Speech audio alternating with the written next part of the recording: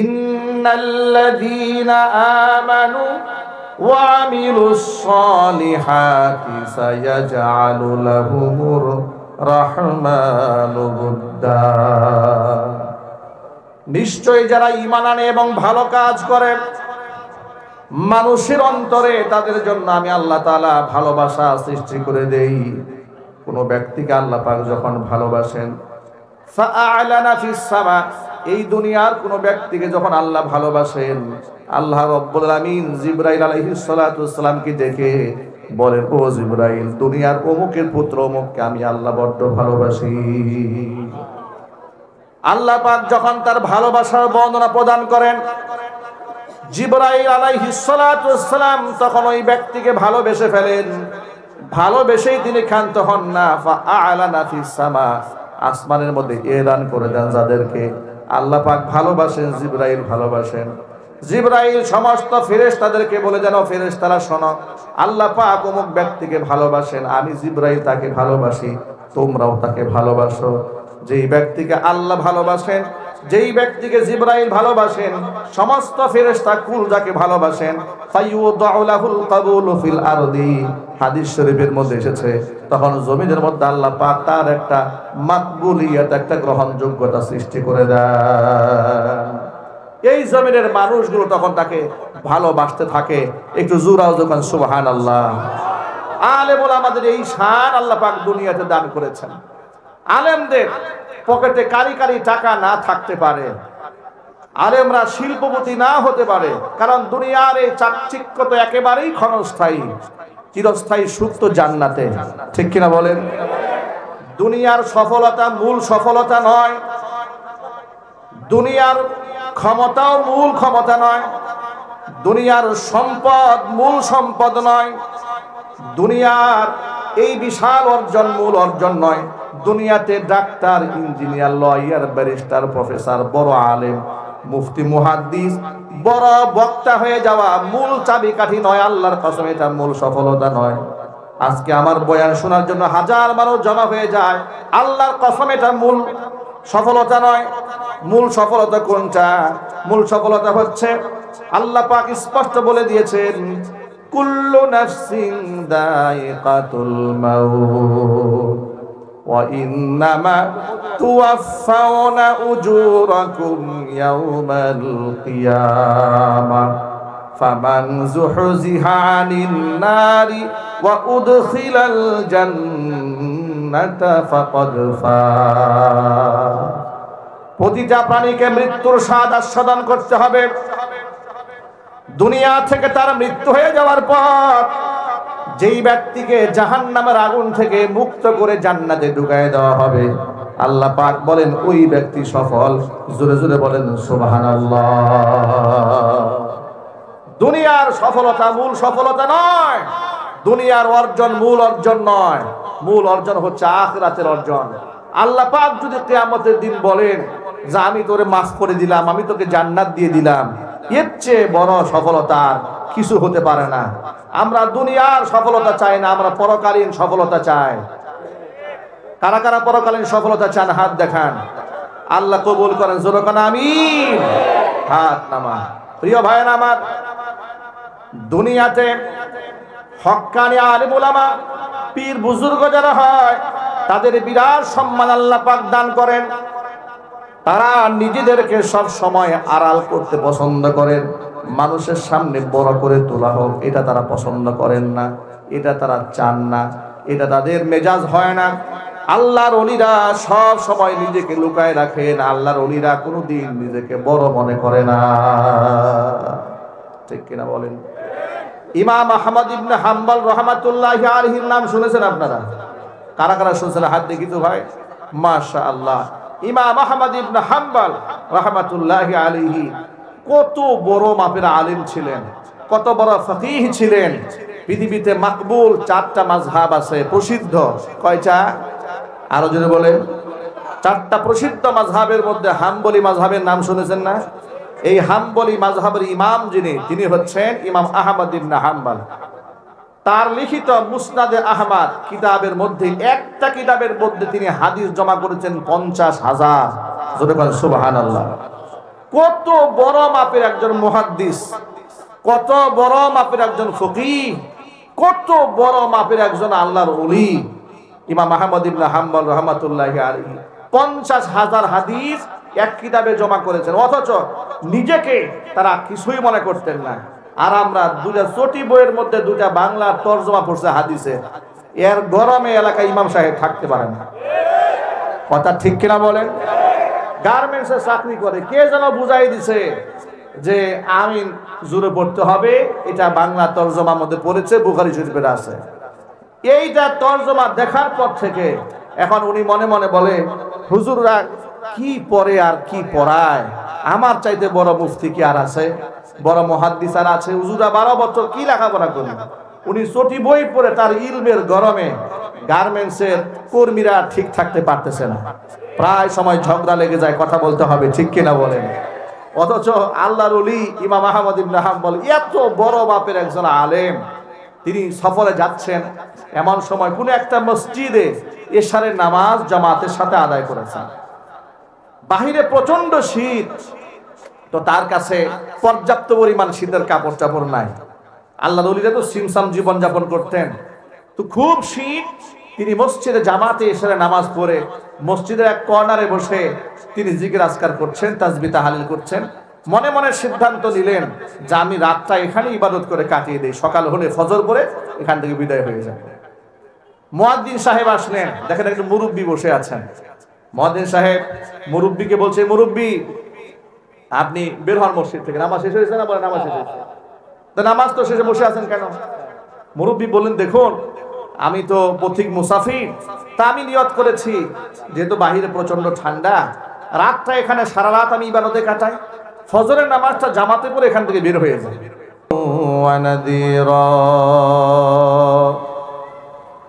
وداعيا إلى الله بإذنه وسراجا منيرا أما بعد فأعوذ بالله من الشيطان الرجيم بسم الله الرحمن الرحيم ولا تصل على أحد منهم مات أبدا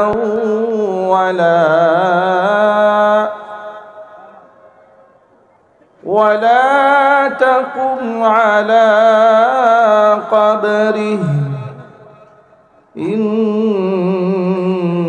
إنهم كفروا بالله ورسوله وماتوا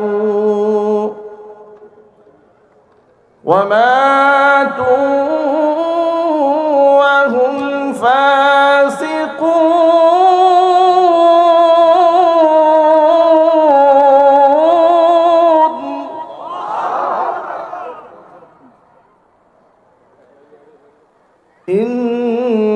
إنهم كفروا بالله ورسوله وماتوا وهم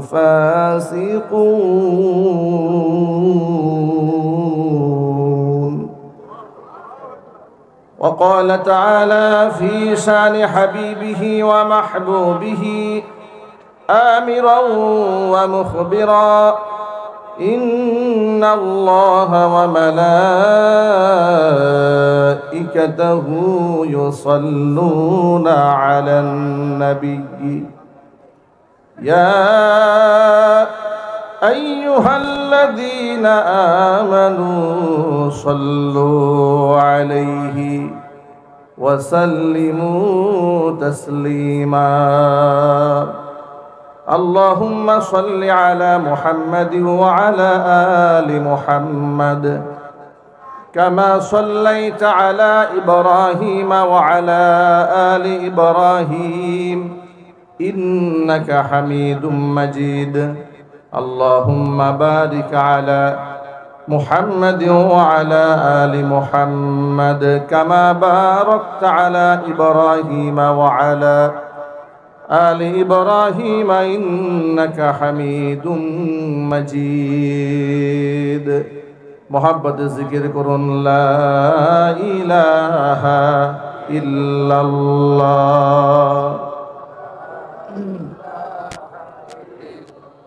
operator ভাই ভিতরে একটু আওয়াজ দেন অপারেটর স্টেজ মনিটরে একটু আওয়াজ দেন আর প্যান্ডেলের ভিতরে একটু সাউন্ড দেন প্যান্ডেলের ভিতরে আওয়াজ নাই বিশেষ করে স্টেজে এই জায়গাটা আওয়াজ পাচ্ছি না আওয়াজ দিন লা ইলাহা ইল্লাল্লাহ বেশটা কমাই দেন আওয়াজটা একটু চিকন করে দেন মহব্বতে জিকির করেন লা ইলাহা ইল্লাল্লাহ লা ইলাহা ইল্লাল্লাহ লা ইলাহা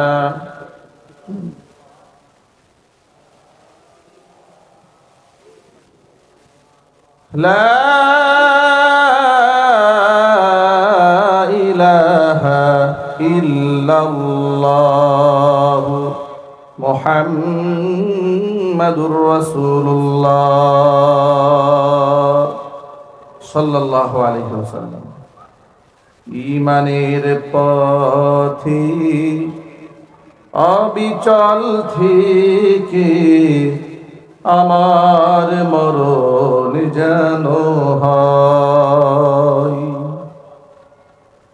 ঈমানের পথে অবিচল থেকে আমার মরণ যেন হয় তোমারই কাছে মিনতি আমার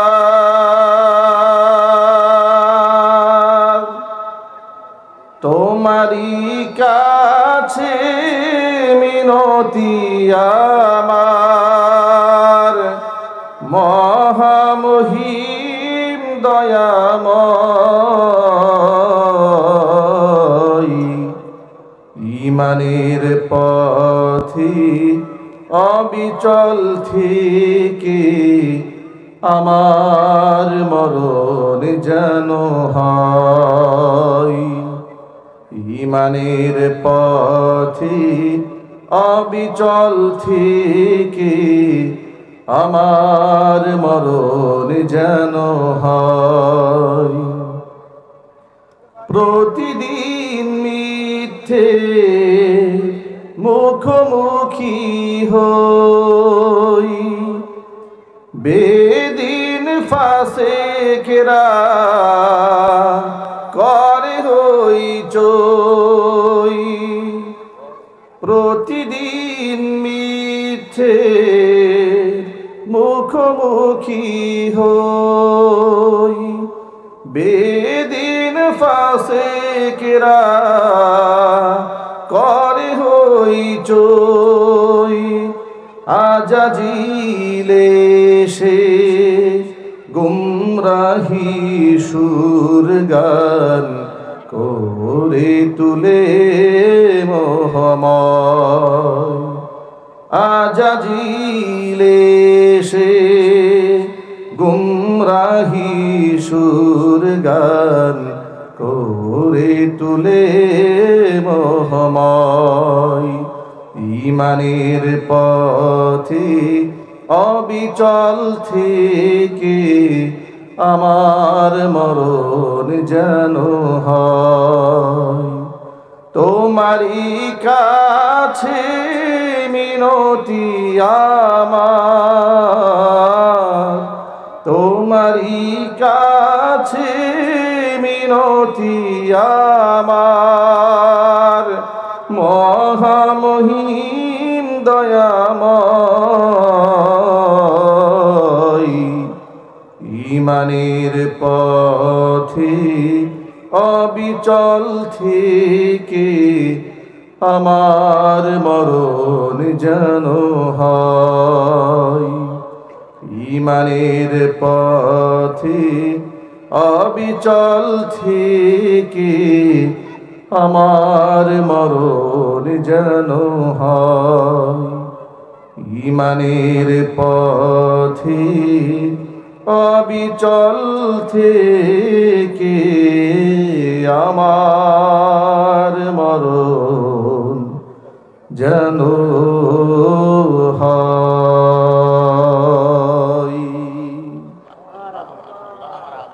সকলেই বলুন আল্লাহুম্মা আমিন। ঐতিহ্যবাহী গাজীপুর জেলার অন্তর্গত কালিয়াকুর উপজেলা ওলামা কল্যাণ পরিষদ কর্তৃক আয়োজিত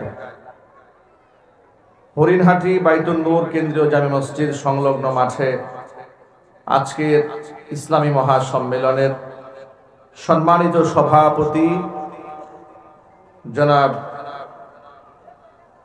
আলহাজ মাওলানা নজরুল ইসলাম সাহেব, সভাপতি গাজীপুর কালিয়াকুর উপজেলা উলামা কল্যাণ পরিষদ, মোহতারাম সভাপতির নেক হায়াত আল্লাহ তাআলা দারাজ করেন, তার খিদমাতের ওয়াসাআতকে আল্লাহ তাআলা বৃদ্ধি করে দেন।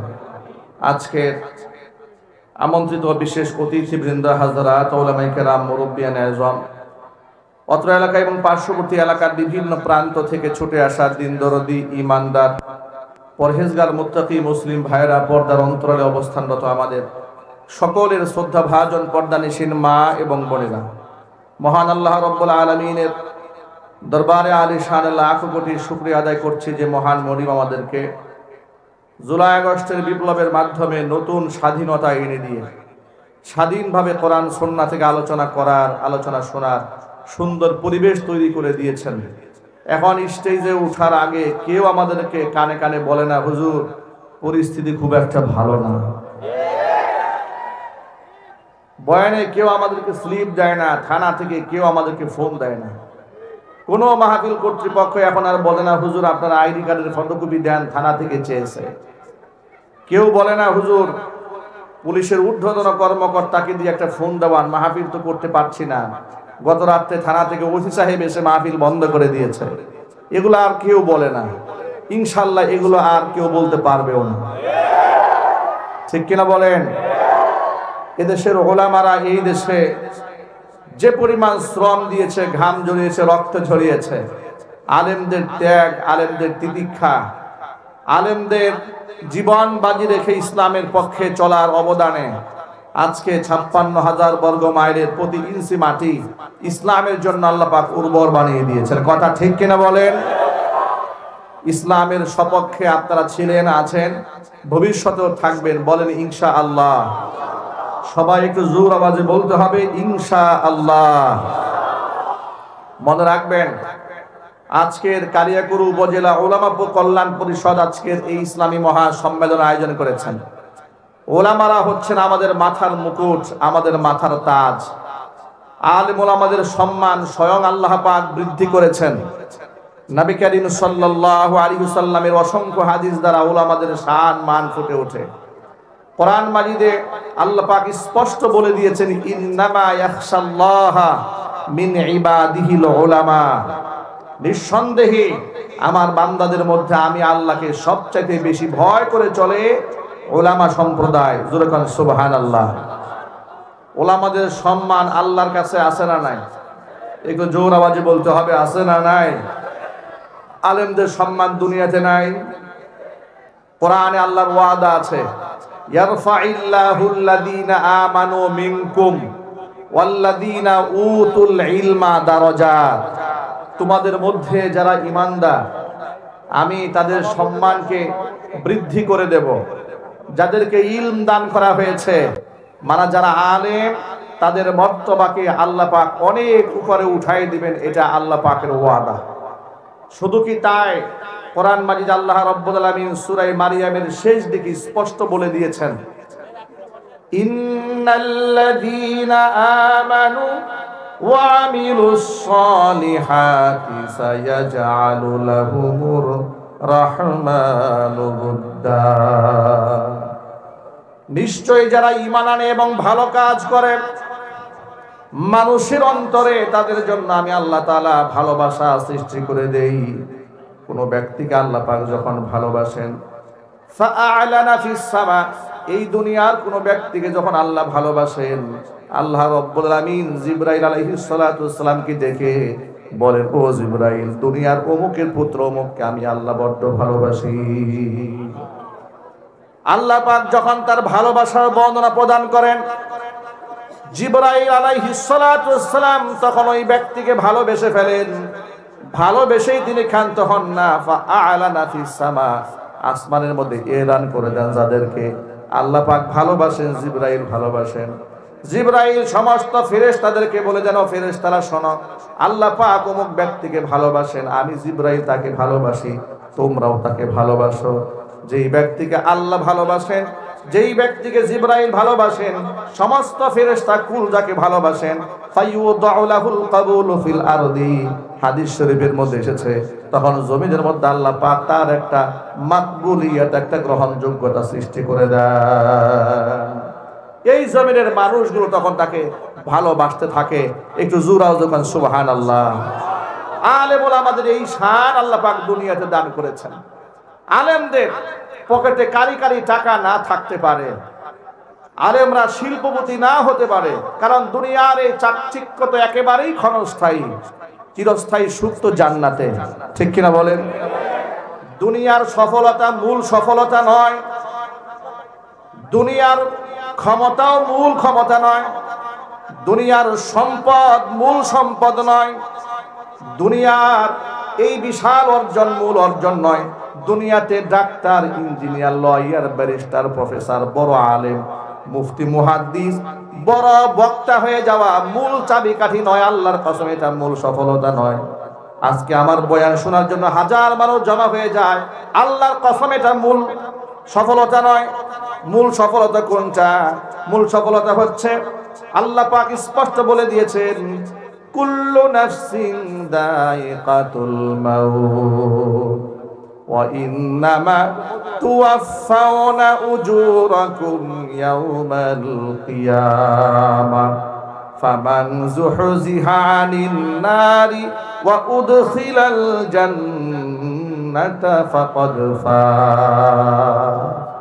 প্রতিটা প্রাণীকে মৃত্যুর স্বাদ আস্বাদন করতে হবে। দুনিয়া থেকে তার মৃত্যু হয়ে যাওয়ার পর যেই ব্যক্তিকে জাহান্নামের আগুন থেকে মুক্ত করে জান্নাতে ঢুকায় দেওয়া হবে, আল্লাহ পাক বলেন ওই ব্যক্তি সফল। জোরে জোরে বলেন সুবহানাল্লাহ। দুনিয়ার সফলতা মূল সফলতা নয়, দুনিয়ার অর্জন মূল অর্জন নয়, মূল অর্জন হচ্ছে আখিরাতের অর্জন। আল্লাহ পাক যদি কিয়ামতের দিন বলেন যে আমি তোরে মাফ করে দিলাম, আমি তোকে জান্নাত দিয়ে দিলাম, এর চেয়ে বড় সফলতা আর কিছু হতে পারে না। আমরা দুনিয়ার সফলতা চাই না, আমরা পরকালীন সফলতা চাই। কারা কারা পরকালীন সফলতা চান হাত দেখান। আল্লাহ কবুল করেন, জোরে কোন আমিন। হাত নামা। প্রিয় ভাইয়েরা আমার, দুনিয়াতে হক্কানি আলিম উলামা, পীর বুজুর্গ যারা হয়, তাদের বিরাট সম্মান আল্লাহ পাক দান করেন। তারা নিজেদেরকে সব সময় আড়াল করতে পছন্দ করেন, মানুষের সামনে বড় করে তোলা হোক এটা তারা পছন্দ করেন না, এটা তারা চান না, এটা তাদের মেজাজ হয় না। আল্লাহর ওলিরা সব সময় নিজেকে লুকায় রাখেন, আল্লাহর ওলিরা কোনোদিন নিজেকে বড় মনে করে না, ঠিক কিনা বলেন? ইমাম আহমদ ইবনে হাম্বল রাহমাতুল্লাহি আলাইহির নাম শুনেছেন আপনারা? কারা কারা শুনছেন হাত দেখি তো ভাই। মাশাআল্লাহ। ইমাম আহমদ ইবনে হাম্বল রাহমাতুল্লাহি আলাইহি কত বড় মাপের আলিম ছিলেন, কত বড় ফকিহ ছিলেন। পৃথিবীতে মাকবুল 4টা মাযহাব আছে, প্রসিদ্ধ। কয়টা? আরো যদি বলে 4টা প্রসিদ্ধ মাযহাবের মধ্যে হাম্বলি মাযহাবের নাম শুনেছেন না? এই হাম্বলি মাযহাবের ইমাম যিনি, তিনি হচ্ছেন ইমাম আহমদ ইবনে হাম্বল। তার লিখিত মুসনাদে আহমদ কিতাবের মধ্যে, একটা কিতাবের মধ্যে তিনি হাদিস জমা করেছেন 50,000। জোরে বলেন সুবহানাল্লাহ। কত বড় মাপের একজন মুহাদ্দিস, কত বড় মাপের একজন ফকিহ, কত বড় মাপের একজন আল্লাহর ওলি ইমাম আহমদ ইবনে হাম্বল রাহমাতুল্লাহি আলাইহি 50,000 হাদিস এক কিতাবে জমা করেছেন, অথচ নিজেকে তারা কিছুই মনে করতেন না।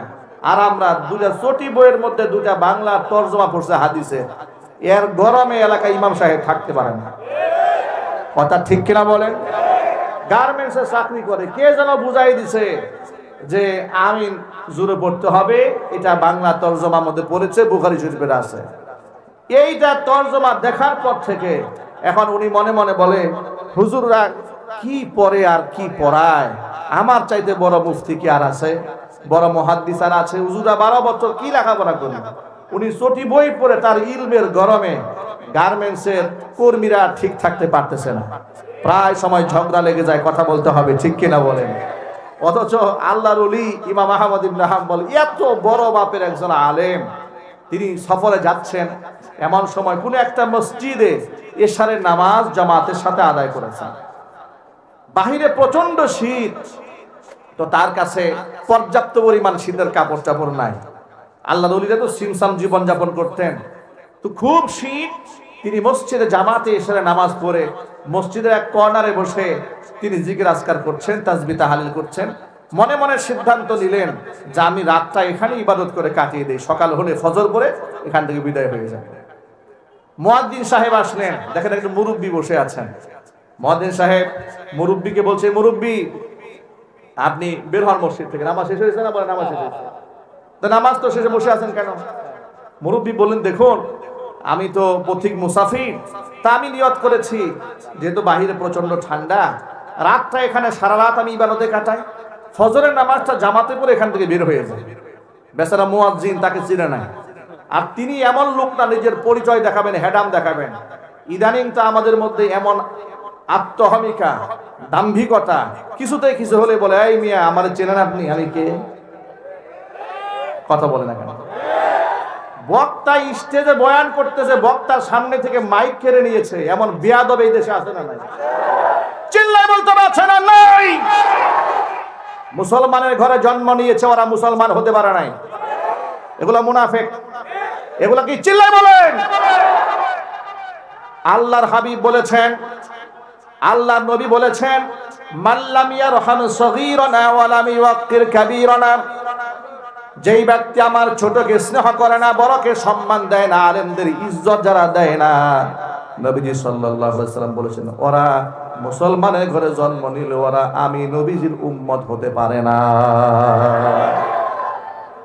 আল্লাহর কসম, মুনাফিক যদি বর্তমানে চিহ্নিত করা যেত, 1500 বছর আগে মুনাফিকদের জানাজা পড়তে আল্লাহ তার রাসূলকে নিষেধ করেছেন। সাহাবায়ে কেরাম মুনাফিকদের জানাজা পড়তেন না, মুনাফিকদের জানাজা আল্লাহর নবী পড়তেন না। যদি ওহীর মাধ্যমে নিশ্চিত হওয়া যেত যেহেতু নবুয়তের দরজা বন্ধ হয়ে গেছে, ওহীর দরজা বন্ধ হয়ে গেছে, আমরা কনফার্ম কোনো ব্যক্তিকে সরাসরি মুনাফিক বলতে পারি না। তবে মুনাফিকদের কিছু আলামত কিছু লোকের মধ্যে আমরা দেখতে পাই। যদি কনফার্ম হওয়া যেত, এই যে জানাজার যে আনুষ্ঠানিকতা গোটা বাংলাদেশে আছে, আস্তিক নাস্তিক, নামাজি বেনামাজি, কোরআনের বিরুদ্ধাচরণ করেছে, আলেমদেরকে মৌলবাদ বলে গালি দিয়েছে, জঙ্গিবাদ বলে গালি দিয়েছে, এই রকম লোক এরা যদি মারা যেত, উলামায়ে কেরাম সংঘবদ্ধ ফতোয়া দিতেন ওর জানাজা পড়া জায়েজ নাই, কথা বলতে হবে, ঠিক কিনা? কিন্তু যেহেতু আমার কাছে আপনার কাছে নতুন করে আর ওহী আসে না, এই জন্য বলা যায় না, কিন্তু আলামত দেখে বোঝা যায় এর জানাজা পড়া যে কথা, না পড়াও একই কথা। ভাইরা আমার, এই জন্য মুনাফিক হওয়া যাবে না। মুনাফিক ইসলামের সবচাইতে বড় ক্ষতি করেছে যুগ যুগ ধরে। মুনাফিক কাকে বলে শোনেন? মুনাফিক অন্তরে ইসলাম বিরোধিতা লালন করে, কিন্তু বাহ্যিকভাবে মুসলমানদের কাছে বোঝায় আমি মুসলমান, ঠিক কিনা বলেন? এরকম লোক সমাজে আছে না নাই? কোরআন মাজিদে তাদের সম্পর্কে আল্লাহ বলেছেন, ইন্নাল মুনাফিকিনা ফিদ দারকিল আসফালি মিনান নার, মুনাফিকদের অবস্থা কিয়ামতের দিন হবে জাহান্নামের অতল গহ্বরের স্থান হবে, জাহান্নামের সর্বনিকৃষ্ট স্থান দেওয়া হবে মুনাফিকদেরকে। আল্লাহর নবী রাহমাতুল লিল আলামিন ঘোষণা করেছেন, ইন্না ফি উম্মতি 12 মুনাফিকান লা ইয়াদখুলুনাল জান্নাতা ওয়া লা ইয়াজিদুনা রিহাহা হাত্তা ইয়ালিজাল জামালু ফি সাম্মিল খিয়াত, আও কামা ক্বালা আলাইহিস সালাতু ওয়াস সালাম। হুজুর বলেন, আমার উম্মতের মধ্যে এমন 12 জন মুনাফিক আছে, ওরা জান্নাতে তো প্রবেশ করবে না, জান্নাতের খুশবু পর্যন্ত ওরা নাকের মধ্যে পাবে না। অথচ জান্নাতের খুশবু তারা ততক্ষণ পাবে না যতক্ষণ পর্যন্ত সূচের ছিদ্র দিয়া উট প্রবেশ না করবে। এর মানে সুয়ের ছিদ্র দিয়া উট যেমন প্রবেশ করা অসম্ভব, মুনাফিকের জন্য জান্নাতে যাওয়াও ঠিক সেরকম অসম্ভব। আমরা কি মুনাফিক হয়ে মরতে চাই? চিল্লায় বলো, মুনাফিক হয়ে মরতে চাই? তাহলে আলেমদেরকে ইজ্জত দিতে হবে, সম্মান দিতে হবে। উলামারা নবীগণের ওয়ারিস। উলামারা কাদের ওয়ারিস? নবীগণের ওয়ারিস। এই কথা যেন মনে থাকে, বলেন ইনশাআল্লাহ। আরো জোরে কোন ইনশাআল্লাহ। ভাইরা আমার, তো ইমাম আহমদ ইবনে হাম্বল সাধারণ বেশে মসজিদে বসে আছেন। মুয়াজ্জিন সাহেব বললেন, মুরব্বি বের হন, নামাজ শেষ হয়ে গেছে, চলে যান বাহিরে। তিনি বললেন, আল্লাহর বান্দা মুয়াজ্জিন সাহেব, আমি তো প্রতীক মুসাফির, প্রচন্ড শীত, বাহিরে আমার বয়স হয়ে গেছে, মুরব্বি মানুষ আমি এখানে তাহাজ্জুদের রাতটা কাটাই দিই, সকালে ফজর পরে বের হয়ে যাই। মুয়াজ্জিন সাহেব বলল, ওই সমস্ত কথা চলবে না, ওই সমস্ত কথা চলবে না, খালি বের হন মসজিদ থেকে। তখনও তিনি নিজেকে বলেন না, মুয়াজ্জিন সাহেবের কাছে পরিচয় দিয়ে বলেন না, মিয়া আমার চেনো, আমি কে? আমি হচ্ছে এই জগতের শ্রেষ্ঠ মুহাদ্দিস ইমাম আহমদ ইবনে হাম্বল। পরিচয় দিলেন না।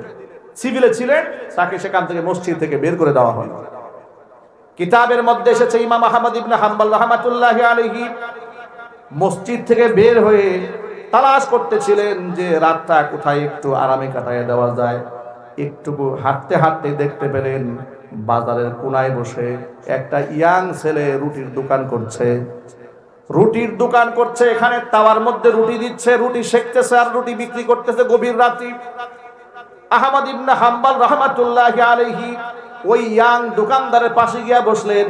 পাশে গিয়া বলছেন, ও দোকানদার, তোমার তাওয়ার মধ্যে রুটি সেকতেছো, আমি যদি পাশে বসে একটু কাছ থেকে তাপ গ্রহণ করি, তোমার কোনো আপত্তি আছে? দোকানদার বলল, মুরব্বি বলেন কি, এটা কোনো বিষয় নাকি? আপনি যদি এখানে বসে একটু তাপ গ্রহণ করেন তো আমার সুবিধা হলো, আমি একটা সঙ্গী পেয়ে গেলাম, কোনো অসুবিধা না, আপনি বসুন। ইমাম আহমদ বিন হাম্বল রাহমাতুল্লাহি আলাইহি তাওয়ার পাশে বললেন, সেখান থেকে তাপ গ্রহণ করতেছিলেন। আর দোকানদারের কি দোকানদারি করে, কেমনে করে পর্যবেক্ষণ করতেছিলেন। তিনি দেখতে পেলেন এই ইয়াং দোকানদার তাওয়ার মধ্যে যখন রুটি দেয় তখন বলে আস্তাগফিরুল্লাহ, আবার তাওয়া থেকে রুটি যখন উপরে উঠায় বলে আস্তাগফিরুল্লাহ, কাস্টমারের হাতে রুটি যখন দেয় বলে আস্তাগফিরুল্লাহ, টাকা যখন গ্রহণ করে বলে আস্তাগফিরুল্লাহ। জবানের মধ্যে কথায় কথায় তিনি ইস্তিগফার পাঠ করছেন। ইয়াং ছেলে এই দোকানদারের আচরণ দেখে ইমাম আহমদ ইবনে হাম্বল বড় অবাক হয়ে গেলেন। আল্লাহর বান্দা, জবানে কথায় কথায় ইস্তিগফার কেন পাঠ করো?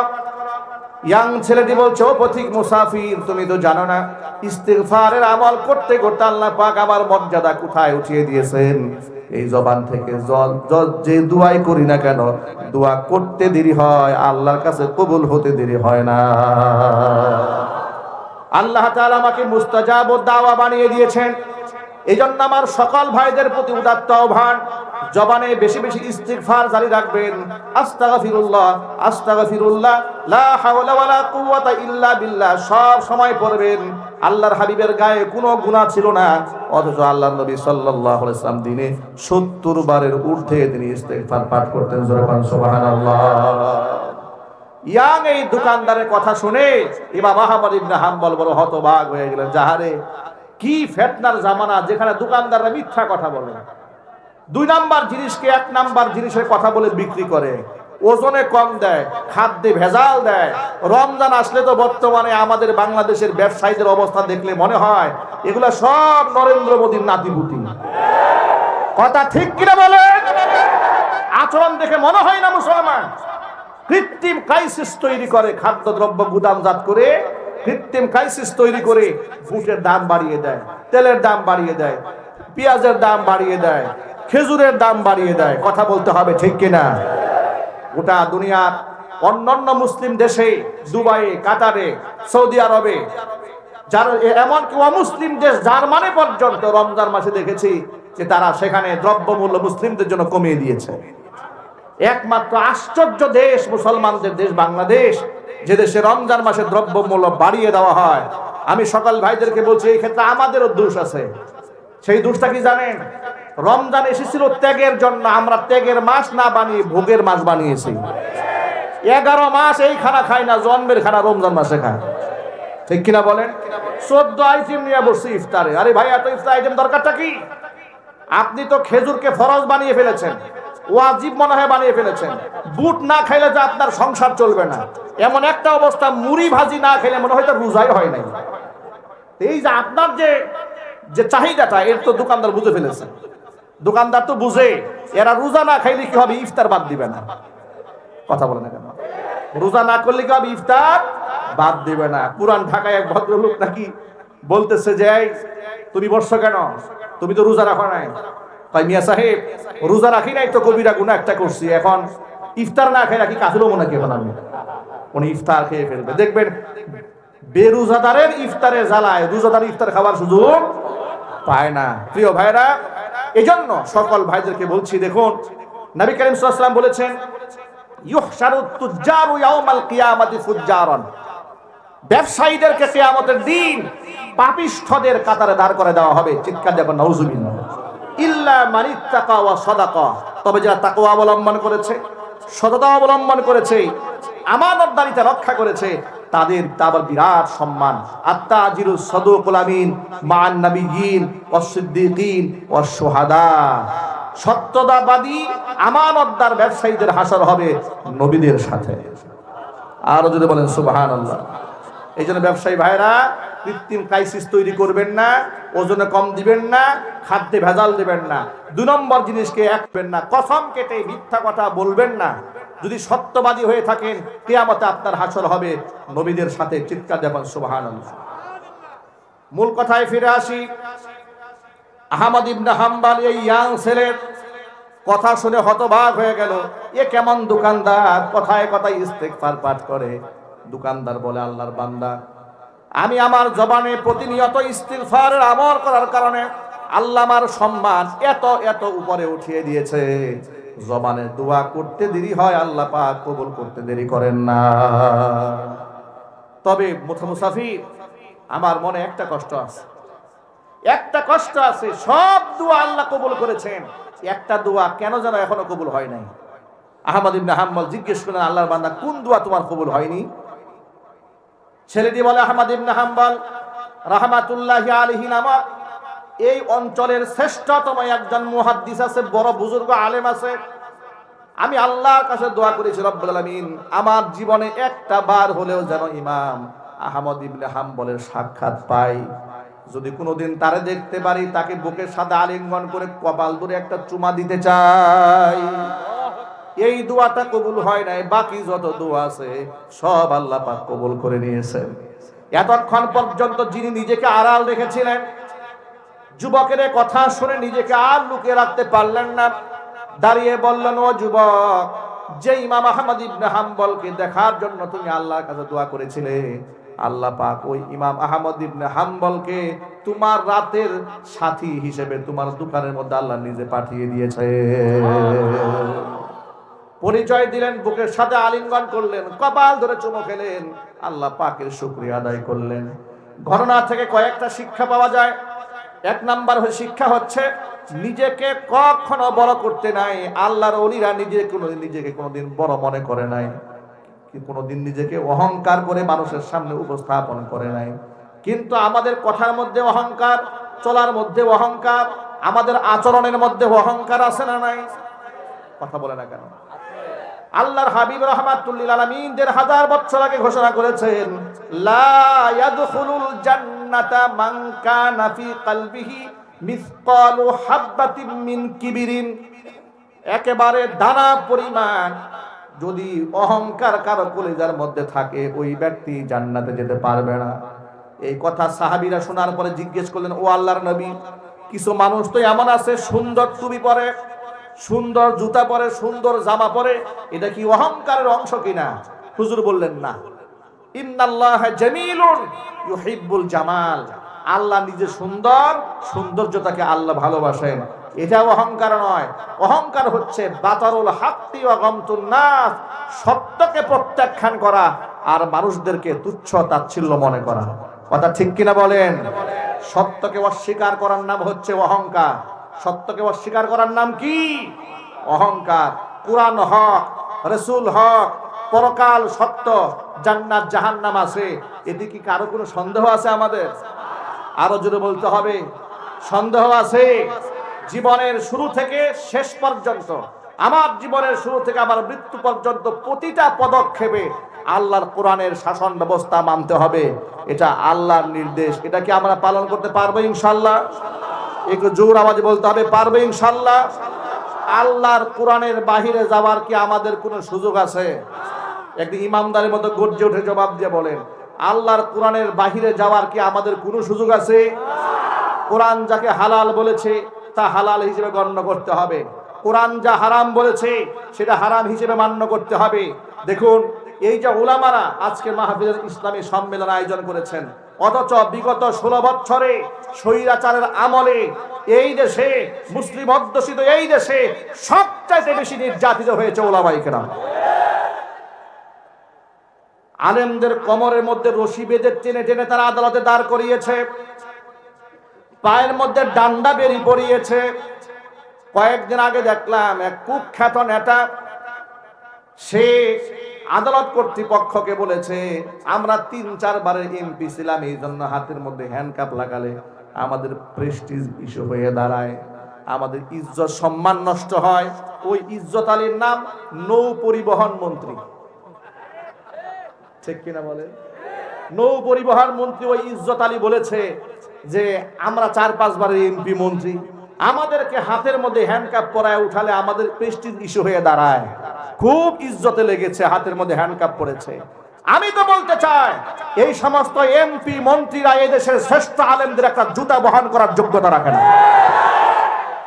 অত সেই সমস্ত আলেম যাদের চেহারা দেখা মানুষ ইবাদত মনে করে, যাদের হাতকে স্পর্শ করতে পারলে নিজেকে ধন্য মনে করে, হাতকে চুম্বন করতে পারলে গর্ববোধ করে, তাদের জন্য চোখের পানি ছড়ে, এই সমস্ত আলেমদেরকে এমন ভাবে ডান্ডা বেরি পরিয়ে আদালতে উঠানো হয়েছে, মনে হতো এদের চাইতে গুন্ডা সন্ত্রাস আর নাই। এমন বিয়াদবি যারা করেছে তাদের পায়ে শুধু ডান্ডা বেরি কেন, এর থেকে নিকৃষ্ট শাস্তি হওয়া দরকার। কথা বলেন, ঠিক কিনা বলেন?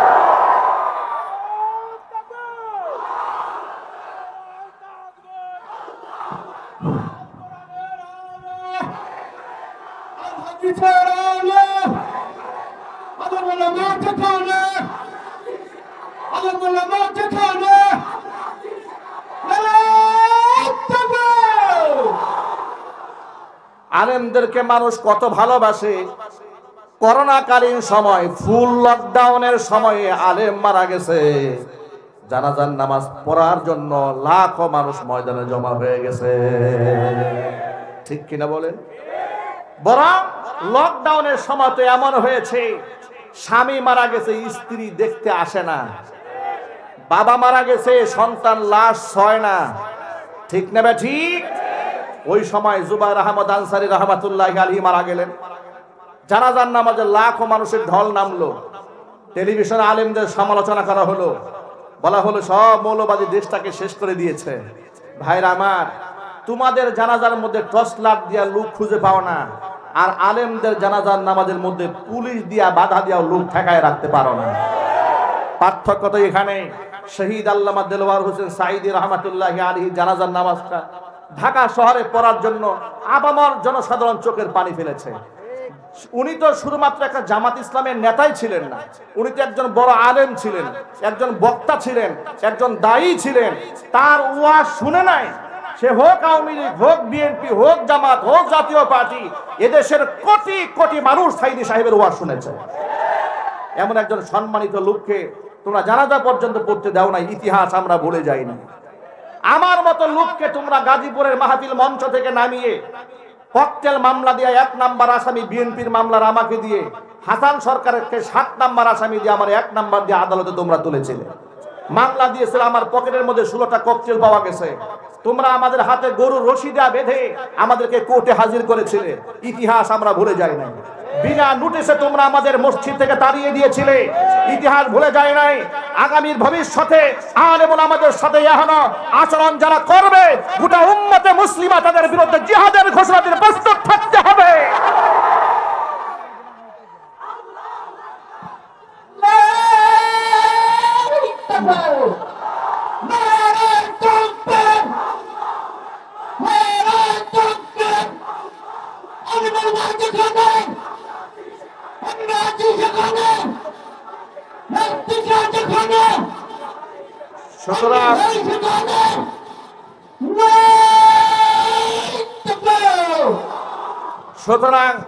সুতরাং ইনশাআল্লাহ আগামী 1 শতাব্দীর ভেতরে এই ভূখণ্ডের মধ্যে আর একটা হাসিনাও তৈরি হবে না। কথা পরিষ্কার। আমি আবার বলছি, পৃথিবীর ইতিহাস সাক্ষী, স্বৈরাচারী হাসিনা এদেশের ইসলাম পন্থীদের সাথে যে আচরণ করেছে, ফিরাউনও সে আচরণ করে নাই। মুসলমানদের পরিচয় দিয়ে এদেশের আলেমদেরকে হত্যা করে রক্ত দিয়ে জাতীয় সংসদ দাঁড়িয়ে যে মহিলা তামাশা করেছে, অন্ততপক্ষে আর যাই হোক এমন স্বৈরাচারীর পক্ষে টু শব্দ করবে এমন মুসলমান ভূখণ্ডে থাকতে পারে না। আপনারা ঐক্যবদ্ধ ছিলেন, ভবিষ্যতে ঐক্যবদ্ধ থাকতে হবে। এদেশ ইসলামের দেশ, এদেশ কোরআনের দেশ, এদেশে আলেম ওলামাদের দেশ। ঐক্যবদ্ধ থাকতে হবে। ইসলাম বিদ্বেষী কোন ব্যক্তি বাংলার জমিন আমরা বরদাস্ত করব না। আপনারা রাজি আছেন কিনা দুহাত দেখতে চাই। আল্লাহ রাব্বুল আলামিন আমাদের সকলকে ঐক্যবদ্ধ থাকার তৌফিক দান করেন। জোরে কোন আমিন। ওয়া আখিরু দাওয়ানা আলহামদুলিল্লাহি রাব্বিল আলামিন। ওয়াসসালামু আলাইকুম ওয়া রাহমাতুল্লাহি ওয়া বারাকাতুহু।